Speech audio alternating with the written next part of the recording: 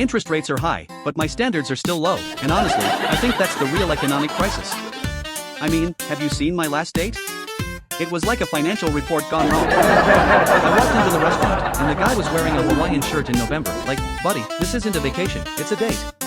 I ordered a salad because I thought I needed to impress him, but he ordered a burger the size of my head.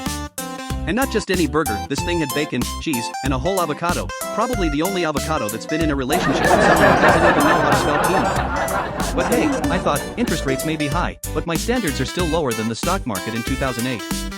So there I was, trying to nibble on my rabbit food while he was demolishing this giant burger like it was the Last Supper. I could feel the judgment from the lettuce as I picked at my meal. Meanwhile, I was like, this burger is the best thing I've ever eaten. And I'm thinking, dude, have you ever had a Michelin-star meal, or are we just going to pretend this is gourmet cuisine? I can't be the only one who's willing to overlook a few red flags, right? I mean, sure, he might have had a personality that resembled a brick wall, but at least he was enthusiastic about food. When the waiter came back to check on us, I seized the opportunity to divert the conversation. So, what do you do for a living? I asked, hoping for something intriguing. He lit up like a kid on Christmas morning and said, I work at a call center. Now, I've got nothing against call center workers, after all, they are the unsung heroes of customer service. But when you say call center, I immediately picture a bunch of people in sweatpants, slightly unshowered, and having existential crises on the daily. Suddenly, the burger didn't seem so appealing anymore.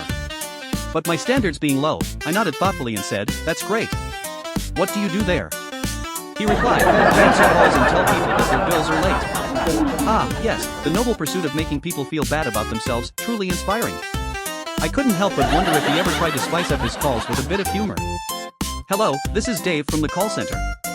Your bill is late, but hey, life is short, let's just live in the moment. But no, he probably just reads the script like a robot.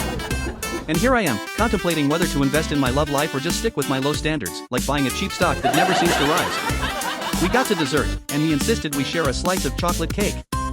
I thought, well, at least he has good taste in sweets, but then I realized he was just trying to get me to pay half. So there I was, nibbling on a corner of the cake while he devoured the rest like it was his last meal before prison. I could almost hear my self-respect whispering, you know you can do better, right? But I shrugged it off because, hey, the interest rates are high, and I'm just trying to survive in the dating game. By the end of the night, I had a decision to make, keep my standards low or raise them slightly, perhaps to medium. That's a big leap. I walked out of the restaurant with a full stomach and an empty heart. As I got into my car, I realized that my standards are like a thrift store, sometimes you find a gem, but most of the time, it's just a bunch of junk. So here's to high interest rates and low standards, because at least in this economy, I know I can afford to be a little picky. And who knows? Maybe one day I'll find a guy who can parallel park and knows what quinoa is. But until then, I'll just keep munching on my salads while watching him demolish that burger. Cheers to love, life, and the ever-rising interest rates.